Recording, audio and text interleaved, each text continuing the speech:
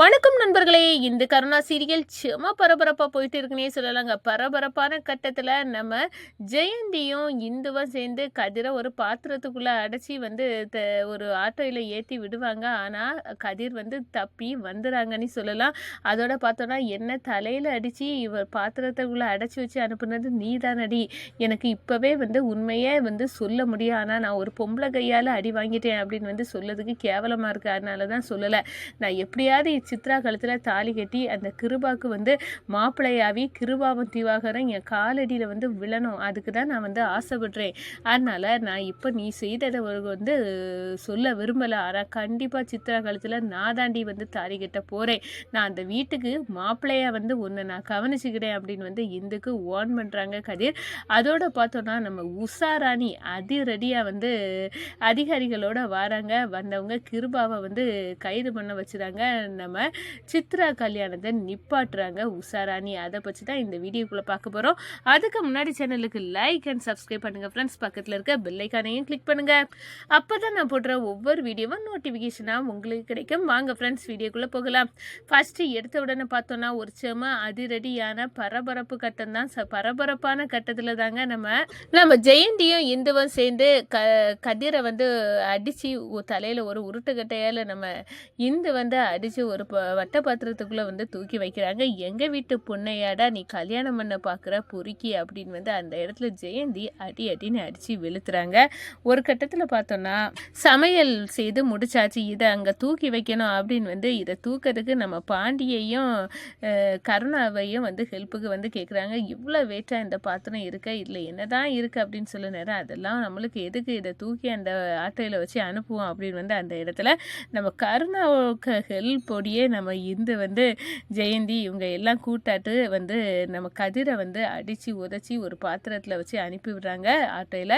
எப்படா மாப்பிள்ளையே கடத்தியாச்சு, இனி நிம்மதி அப்படின்னு சொல்கிறாங்க. கல்யாணத்தில் கதிரோட அப்பா என் பையனை காணலை, கல்யாணம் இனி எப்படி நடக்க போகுது, அவனுக்கு என்ன ஆச்சு அப்படின்னு அந்த இடத்துல பதறாங்க. நம்ம கிருபா கிட்டையும் திவாகர்கிட்டையும் சொல்கிறாங்க கதிரை காணும் சம்மந்தி அப்படின்னு சொல்கிறாங்க. உடனே கதிரை காணமா, எப்படியாவது இந்த கல்யாணம் இவ்வளோ கிராண்டாக நடக்கணும்னு இருக்குது, அதில் மாப்பிள்ளையை காணமா, என்ன பண்ணுவீங்களோ தெரியாது, மாப்பிள்ளையை கண்டுபிடிச்சி அதுக்குள்ளே கொண்டு வாங்க, என் பொண்ணு கழுத்தில் தாலி கட்டணும், இந்த கல்யாணம் நடக்கணும் அப்படின்னு கிருபா சொல்கிறாங்கங்க. கரெக்டான நேரத்தில் சித்ரா கல்யாணத்தில் தாலி சித்ரா கழுத்தில் ஏறணும் அப்படின்னு அந்த இடத்துல கிருபா திவாகர்கிட்ட ஆர்டர் போடுறாங்க. அதே நேரம் மினிஸ்டர் அந்த 2 லேடியை விட்டு சித்ராவை தற்கொலை பண்ணிக்கிட்டா அப்படின்னு லெட்டரையும் எழுதி வச்சுக்கிட்டு அவள் தற்கொலை செய்துட்டான்னு நீங்கள் அவளை கொலை பண்ணிடணும் அப்படின்னு அந்த இடத்துல சொல்லுறாங்க.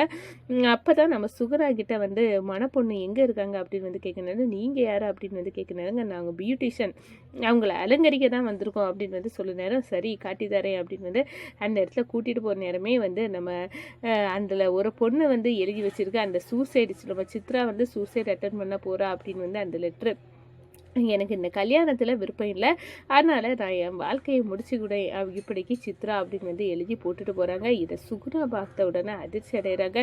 என்ன இப்படி ஒரு லெட்ரு இருக்குது, என் பொண்ணு தப்பான முடிவு ஏதாவது எடுக்க போகிறா போலுக்கு அப்படின்னு பதறி போய் பார்க்குறாங்க. அப்போ தான் நம்ம சித்ரா கிட்ட கேட்குறாங்க, என்னடி நீ தவறான முடிவு ஏதாவது எடுக்க போறியா, இப்படி ஒரு லெட்ரு இருக்கு அப்படின்னு அந்த இடத்துல கேட்க நேரம் அப்படியே அம்மா என்னம்மா சொல்கிறீங்க, எனக்கு கல்யாணத்தில் பிடிக்கல தான் இந்த கல்யாணம், ஆனால் அதுக்காக நான் தற்கொலையை செய்ய எல்லாம் நான் பார்க்கல அப்படின்னு அந்த இடத்துல நம்ம சித்ரா அவங்க முடிவை சொல்லிடுறாங்க.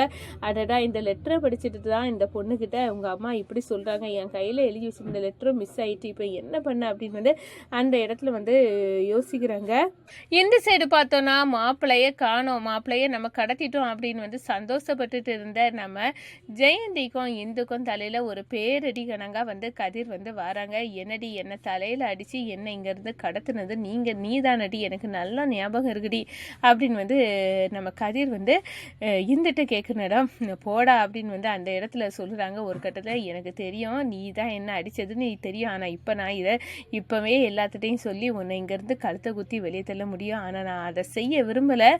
ஏன்னா கண்டிப்பாக எனக்கு சித்ரா கழுத்தில் தாலி கெட்டணும், நான் தான் சித்ராவுக்கு மாப்பிள்ளையே வரணும், இந்த கிருபாவும் திவாகரம் என் கீழே அடிமையாட்டம் அவங்க பொண்ணை கெட்டி தந்துக்கிட்டு வேலை வேலை பார்க்கணும், இந்த மொத்த ஆஸ்தி அந்தஸ்துக்கு நான் தான் ஓனராக ஆகணும், அதுவும் இல்லாமல் இந்த அப்போ நான் அந்த வீட்டுக்கு மாப்பிள்ளையாக வரவும்ல அப்போ உன்னை கவனிச்சிக்கலான்னு இருக்கேன் அப்படின்னு வந்து அந்த இடத்துல நம்ம இந்துக்கிட்ட வந்து வார்ன் பண்ணுறாங்க. இந்து அப்படியே வந்து அதிர்ச்சியில் நிற்கிறாங்க. உன் திட்டத்தெல்லாம் நான் செல்லுபடி ஆகாமல் ஆக்குவேண்டா அப்படின்னு வந்து அந்த இடத்துல நினச்சிக்கிட்டு நம்ம இந்து இனி யாரையும் நம்பி பிரோஜனம் இல்லை, நம்ம உஷாராணி வீட்டுக்கு போயிட வேண்டியதான் அப்படின்னு வந்து உஷாராணி வீட்டுக்கு ஓடுறாங்க. ஒரு கட்டத்தில் உஷாராணியை சந்திக்கிறாங்க. என்ன இந்து என்னம்மா என்ன ஆச்சு அப்படின்னு வந்து கேட்க நேரம், இந்த கிருபா பயங்கரமான ஆள், ஆனால் மாப்பிள்ளை அதை விட பயங்கரமான ஆள், என்ன சொல்லுறமா அப்படின்னு வந்து சொல்ல நேரம், ஆமாம் இந்த கிருபா 18 வயசு கூட நிரம்பாத அவங்க பொண்ணுக்கு வந்து கல்யாணம் பண்ணி வைக்கணும் அப்படின்னு வந்து வரட்டு பிடிவாதத்தில் தெரியுறான். அந்த மாப்பிள்ளை கதிர் லீலானி ஒரு பொண்ணை கற்பமாக்கி வச்சிருக்கான் அப்படின்னு வந்து சொல்ல நேரம், என்னம்மா சொல்லுற, இப்படி இல்லாமல் அந்த கிருபா இவ்வளோ பெரிய ஆளாக இருந்துட்டு பண்ணுறான் அப்படின்னு வந்து அந்த இடத்துல கேட்குறாங்க. ஆமாம் 18 வயசு ஆகலை பார்த்துடுங்க, எப்படியாவது நீங்கள் தான் இந்த கல்யாணத்தை தடுத்து நிப்பாட்டணும். அதுவும் இல்லாமல் சித்ராவை கல்யாணம் பண்ண இருக்க அந்த மாப்பிள்ளை நல்லவனே இல்லை, படு மோசனவனவே, அவனுக்கு எல்லா விதமான பேடு ஹேபிட்டும் உண்டு. அதுவும் இல்லாமல் அவன் ஒரு பெரிய பொம்பளை பொறுக்கி, அவன் ஏற்கனவே ஒரு பொண்ணை லவ் பண்ணி அந்த பொண்ணுக்கு இவனோட வாரிசு அந்த பொண்ணு வயிற்றுல வளருது அப்படின்னு வந்து அந்த இடத்துல சொல்ல நேரம் நம்ம உஷாராணி கவலைப்படாத இந்த சித்ராவை வந்து கல்யாணத்தை நிறுத்தி வந்து காப்பாற்ற வேண்டியது என்னோட பொறுப்பு அப்படின்னு வந்து அந்த இடத்துல வந்து சொல்லுறாங்க. கல்யாண மணமேடைக்கு வந்து பொண்ணு மாப்பிள்ளையும் வராங்கங்க. ஒரு கட்டத்தில் பார்த்தோன்னா நம்ம உஷாராணி அதிகாரியோட வராங்க. இந்த லேடி இப்போ எதுக்காக இங்கே வாரா அப்படின்னு வந்து கிருபா அதிர்ந்து போய் நிற்க நேரம் தான் அந்த அதிகாரிகளுக்கு ஆணை போட்டுறாங்க. உஷாராணி இந்த பாருங்க, இந்த கல்யாணம் நடக்காது, இந்த பொண்ணுக்கு 18 வயசு என்ன கம்ப்ளீட் பண்ணலை அப்படின்னு வந்து அந்த இடத்துல சொல்லிட்டு இதை கட்டாயப்படுத்தி தாலி கட்ட நின்னவன் இந்த கிருபா பொண்ணோட அப்பா. தன்னோட பொண்ணுக்கே இப்படி ஒரு அநியாயத்தை இவன் நிகழ்த்த பார்த்துருக்கான், அதனால கண்டிப்பாக இவனை விடக்கூடாது, இப்போ இவனை கைது பண்ணணும் அப்படின்னு வந்து கிருபாவை கைது பண்ண வந்து ஆர்டரை போட்டுறாங்க. என்ன இந்த லேடி இப்படியெல்லாம் பண்ணுது அப்படின்னு வந்து திவாகர் வந்து கொதித்து எழுறாங்க. அதே நேரம் கிருபா சொல்கிறாங்க, நான் யாருன்னு தெரியாமல் என்கிட்ட இப்படி ஒரு வேலையை பார்த்துட்டெல்லாம் உன்னை விட மாட்டேன் அப்படின்னு வந்து அந்த இடத்துல வந்து கங்கணம் கட்டுறாங்கங்க நம்ம கிருபா. அதே நேரத்தில் பார்த்தோன்னா நம்ம இந்துவுக்கு ஏகப்பட்ட சந்தோஷம், இந்த எப்படியோ இந்த கல்யாணம் நின்றுட்டு அப்படின்னு வந்து நம்ம திட்டம் ஜெயிச்சுட்டுன்னு நினைக்கிற நேரம் நம்ம லீலாவை வந்து உஷாராணி வர வைக்கிறாங்க. லீலா கழுத்தில் வந்து தாலியை கெட்டுடா, நீ யாருன்னு தெரியலையா அப்படின்னு வந்து அந்த இடத்துல கேட்குறாங்க. அப்போ தான் நீ வந்து உன் வாரிசு இந்த பொண்ணோட வயதில் இருக்குல்ல அப்படின்னு வந்து கேட்க நேரம் வேறு வழி இல்லாமல் நம்ம கதிர் வந்து உண்மையை ஒத்துக்கிட்டாங்க. இந்த பொண்ணு கழுத்தில் தாலி கட்டி நீ இந்த பொண்ணு கூட சேர்ந்து வாழ வழியை பாரு, இல்லாட்டா உனக்கும் இந்த கதி தான் அப்படின்னு வந்து அந்த இடத்துல அப்படியே வந்து ஆணை போடுறாங்க நம்ம உஷாராணி. இந்த சைடு நம்ம திவாகர் சுகுணா எல்லாம் என்ன இந்த கதிர்க குழந்தை வந்து இந்த லீலாளுக வயிற்றுல இருக்கா, இப்படி ஒரு கேடு கெட்டவனையா வந்து மாப்பிள்ளையா சித்ராவுக்கு பார்த்துருக்கோம் அப்படின்னு வந்து அந்த இடத்துல நொந்துக்கிடாங்கன்னே சொல்லலாங்க.